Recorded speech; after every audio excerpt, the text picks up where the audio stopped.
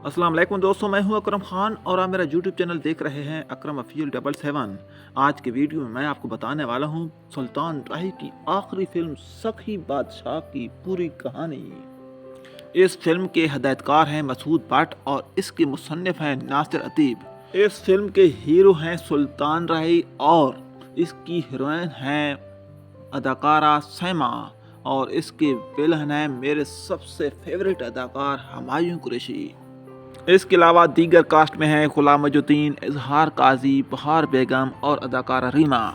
ये फिल्म जब शुरू होती है तो हम देखते हैं कि सुल्तान राही और इजहार काजी का बाप आबिद अली होता है, जो कि एक बहुत बड़ा सेठ है और सखी है।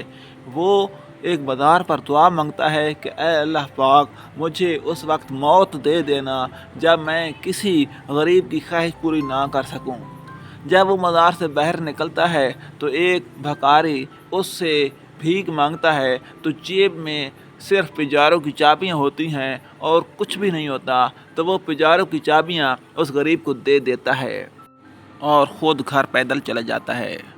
ये सारा मंजर नागरा, जो कि हुमायूं कुरैशी के किरदार में है, वो सब कुछ देख रहा होता है और वो अपने गुंडों समेत उससे पिजारों भी छीन लेता है और उस भिखारी की एक बेटी है, उसकी इज़्ज़त भी लूट लेता है। वो भिखारी आबिद अली के घर आ जाता है और उससे कहता है कि मुझे अपनी बेटी की इज़्ज़त चाहिए। तो आबिद अली ये सुनकर हैरान रह जाता है। वो भिखारी आबिद अली को कहता है कि तेरी वजह से मेरी बेटी की इज़्ज़त लूट ली गई है, अगर आप मुझे दे सकते हैं तो मेरी बेटी की इज़्ज़त दीजिए। ये सुनकर आबिद अली हैरान हो जाता है और ये सदमा बर्दाश्त नहीं कर सकता और अपनी कुर्सी पर जिस पर बैठकर वो सखावत करता था वो मर जाता है।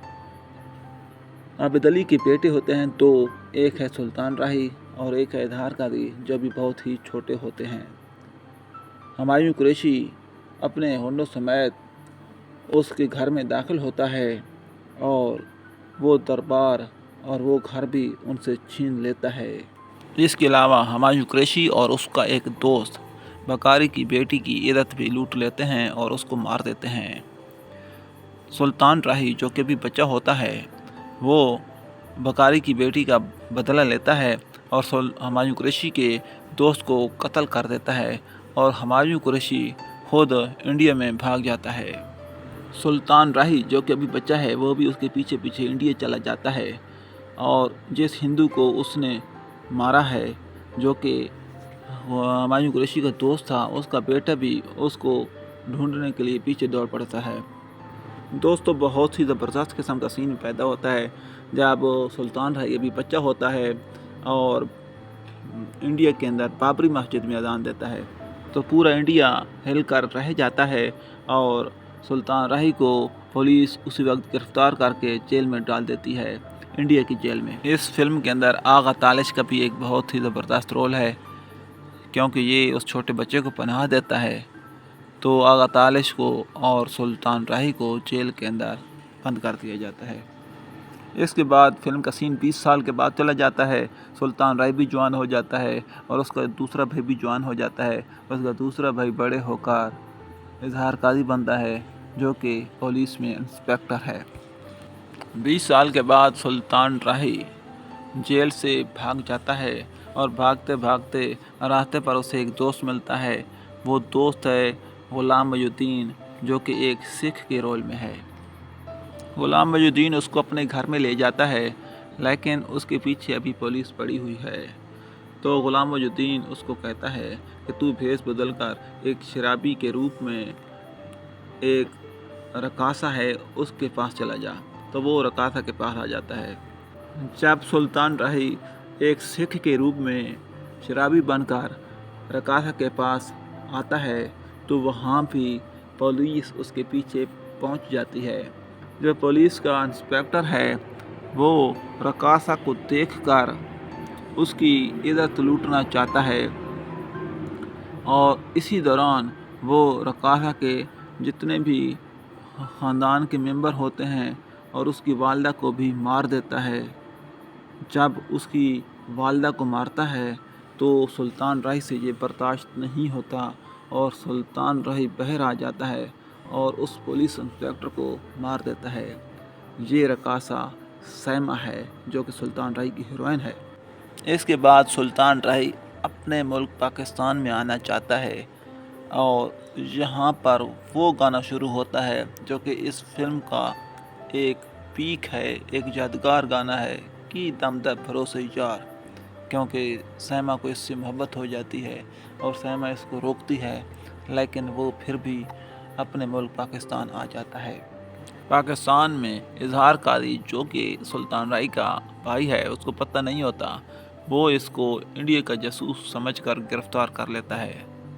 ادھر ہمایوں قریشی کو جب پتہ چلتا ہے کہ اس کا دشمن پاکستان میں آ چکا ہے تو وہ اپنے گنڈوں کو حکم دیتا ہے کہ وہ سلطان راہی کو اس کے پاس لے آئیں، تو ہمایوں قریشی کے گنڈے پولیس پر دھاوا بولتے ہیں اور اسی دوران وہ اس کے بھائی اظہار قاضی کو بھی مارنے کی کوشش کرتے ہیں اور سلطان راہی کو آزاد کرا دیتے ہیں، لیکن سلطان راہی اپنے بھائی کو ہسپتال میں پہنچا دیتا ہے اور گنڈوں کو بھی مار دیتا ہے۔ اس کے بعد سلطان راہی کی ملاقات اس بھکاری سے ہو جاتی ہے۔ بھکاری اس کو ساری کہانی بتاتا ہے کہ آپ کا دشمن کون ہے، آپ کے والد کو کس نے مارا تھا اور آپ کا بھائی اور امی کہاں ہیں۔ اس کے بعد سلطان راہی ہمایوں قریشی کے گھر جا کر اس پر حملہ کر دیتا ہے اور اس کے تقریباً سارے گنڈوں کو مار دیتا ہے، لیکن ہمایوں قریشی بھی بچ جاتا ہے۔ اب ہمایوں قریشی ایک سیاسی چال کھیلتا ہے اور وہ گاؤں پر حملہ کر دیتا ہے، وہاں پر دھماکے کراتا ہے اور اس کی عورتوں کو اٹھانا شروع کر دیتا ہے۔ اظہار قاضی جو کہ سلطان راہی کا بھائی ہے، وہ سمجھتا ہے کہ یہ سب کچھ سلطان راہی کرا رہا ہے جو کہ انڈیا کا جاسوس ہے۔ فلم کا آخری سین شروع ہوتا ہے اور اظہار قاضی پولیس لے کر موقع پر پہنچ جاتا ہے۔ وہ یہ سمجھتا ہے کہ سلطان راہی یہ سب کچھ کرا رہا ہے کیونکہ وہ انڈیا کا جاسوس ہے۔ اسی دوران موقع پر ہمایوں قریشی بھی آ جاتا ہے جو کہ سلطان راہی اور اظہار قاضی کا دشمن ہے اور ان کے باپ کو اس نے قتل کیا ہوا ہے، اور غلام موجی الدین اپنی ہیروئن ریما کے ساتھ آ جاتا ہے، اور اس کے علاوہ سیما جو کہ سلطان راہی کی ہیروئن ہے جو کہ انڈیا میں رہتے تھے، وہ بھی ادھر آ جاتے ہیں موقع پر۔ خوب لڑائی ہوتی ہے، ہمایوں قریشی اور اس کے گنڈے سارے مار دیے جاتے ہیں اور آخر پر سلطان راہی بھی اپنی ماں کی گود میں مر جاتا ہے۔ اور اس فلم کا جو سب سے زبردست سین ہے وہ یہ ہے کہ سلطان راہی کی جو موت ہوتی ہے وہ ایک مزار کے آگے ہوتی ہے، جو کہ سلطان راہی کی خواہش تھی کہ جب میری موت ہو تو اس نے مسعود بٹ جو کہ فلم کا ڈائریکٹر تھا اس کو کہا تھا کہ یہ مزار آپ نے لازمی دینا ہے۔ دوستو، امید ہے آپ کو یہ میری سادہ سی ویڈیو پسند آئی ہوگی۔ اگر آپ کو یہ سادہ سی ویڈیو پسند آئی ہے تو نیکسٹ ویڈیوز دیکھنے کے لیے میرے چینل کو سبسکرائب کر دیں۔ اس کے ساتھ ہی کرم خان کو دیجیے اجازت۔ اللہ حافظ۔